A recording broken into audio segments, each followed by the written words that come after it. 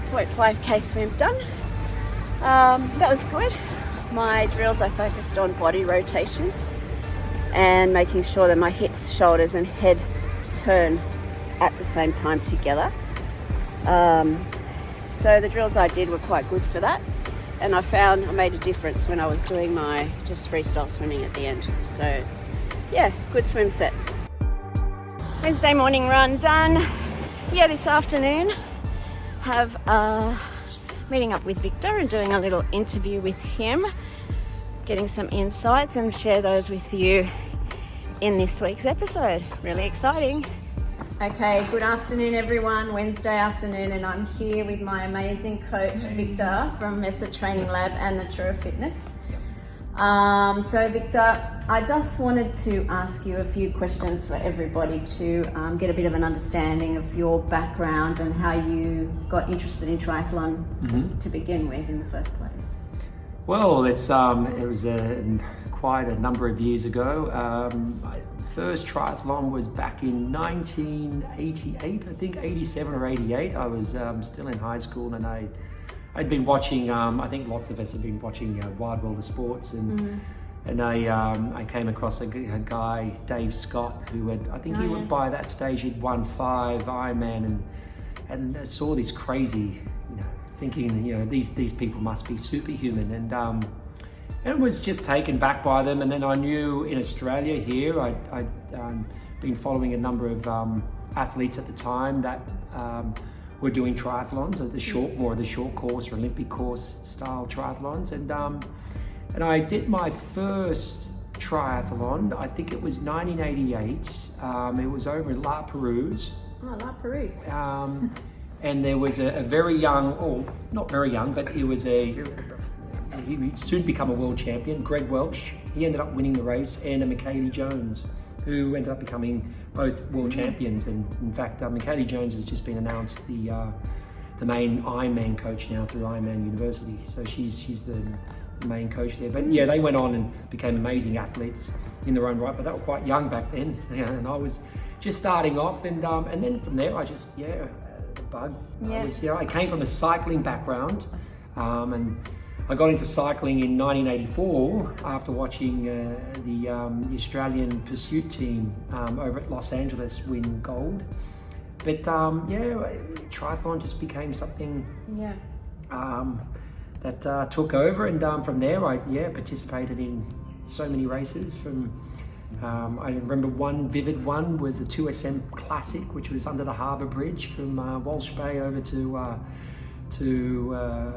Luna Park, the swim and around. Swimming in the harbour. In the harbour. You weren't worried about that? Well, it was just different times. I think liabilities were so different. And it's true. Doing triathlon. What do you think about it? Yeah. So it was quite a number of years, and I've still got lots of old, singlets that I've got from the late 80s and early 90s, and then 90s. Like triathlon became huge here in Australia, and I kept on racing at sprint distance, and did pretty well at sprint distance. I think that's always been my distance, and then I went on into some of the longer ones, but that's where it all started. That's where it started. And clearly you went from sprint Olympic to the Ironman, because you've done a few Ironman races now as well. So what has been your experience? I mean, how many have you done overall, and what are the things you've learned throughout the process? So I've done official Ironman under the Ironman banner, 5. But I've also done various distances under different banners, and some of those distances have from 3k swim to 120 bike and a 30k run. I've done also a challenge, which was an Ironman as well, but not really an Ironman because it's under a different series. But so loads of those, and I think it was 42 half. Last I counted, 42 half Ironman as well. So preparing for an Ironman is significantly different to preparing for an Olympic and a sprint. I now, whenever anyone wants to embark on one, I get them to convince me on why they want to. And if their why. And it's always a why. I think it's more so because it's such a mental race that the physicality, you know, okay, you know, some of us are maybe a little more prone to injuries, but the physicality, you know, as long as the loading is done correctly, I think most people can get there. But the mental aspect can be quite grueling, and it takes also a huge toll on family and friends. So yeah. And so how do you prepare for the mental aspect of it? What type of tools do you use to help you? Yeah, first of all, I just make sure I want to know that the people around me and supporting me are okay with it. So that's first. Because if they're not, I don't think it's worth me embarking on an Ironman journey. And that's first. That's first and foremost, because you need that support.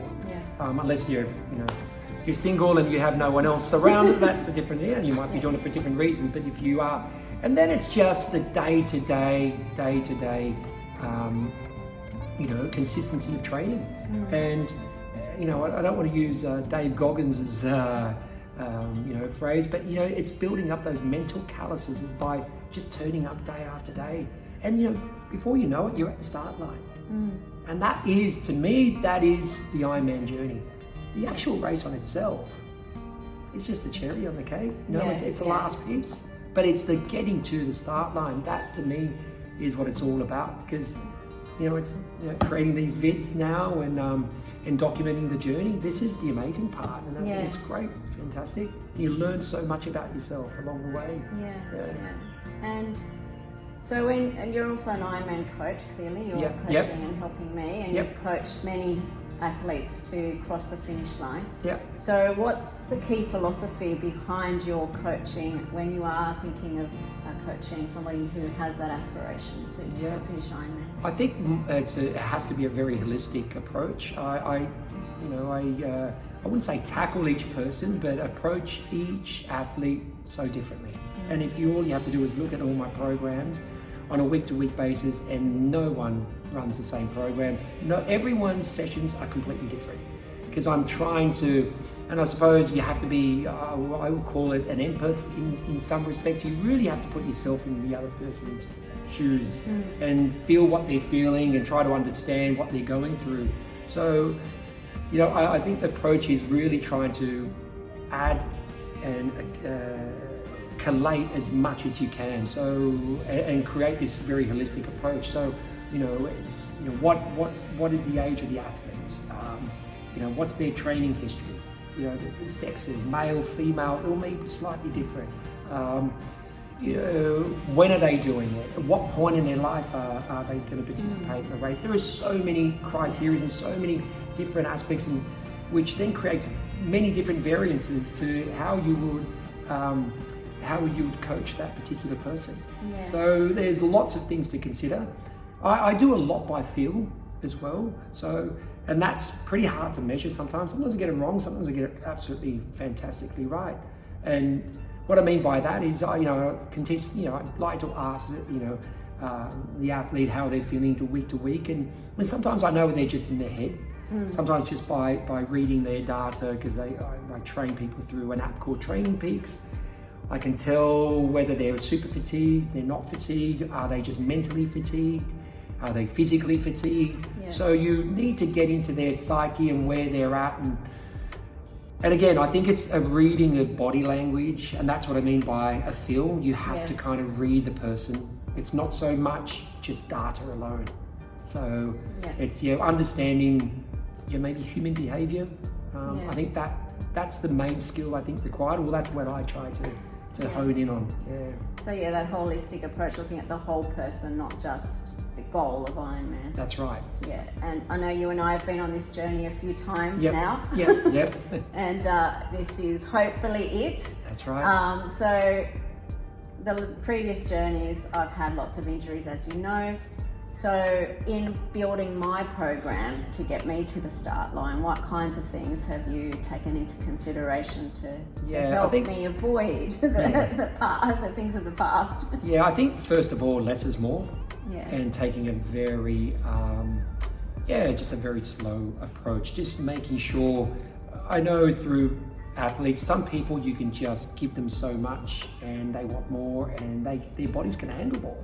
I think with our approach, it's just being a little more tentative, just making sure your body is adapting, also considering a lot more recovery in some of those sessions. And I know at times you may feel like I want more and I need, but it's just time has been on in our favor, and it's being able to take a slower approach and making sure that your body adapts to the load at the correct pace. Yeah. I think that's the main thing, and having a little bit of strength training, and obviously the run load slowly increases and the bike loads, but just making sure we take our time towards it, because it is a long journey. Yes, as well. it is. Yes. I can tell you right now that I'm not wishing for any more at this point. Maybe I may have to begin with, but right now I think we're right. Yeah. It's really working very well with the rest of my life, and having a really busy job. I think the way you've programmed my training helps me balance everything else out. So far it's been working out really well. Yeah, well, that's another part of the coaching. I always try to make the program fit around the athlete, not the athlete fit around the program. I think that's just it has to be that way. And because we've all got busy lifestyles, and again, we have lots of things going on in our life, and the program has to fit. It has to fit around the particular athlete, and some people can take on much more. Some people can't and struggle. I know I'm the type of person that needs more recovery. I need more sleep. Anyone that knows me knows that I sleep lots. That's just me.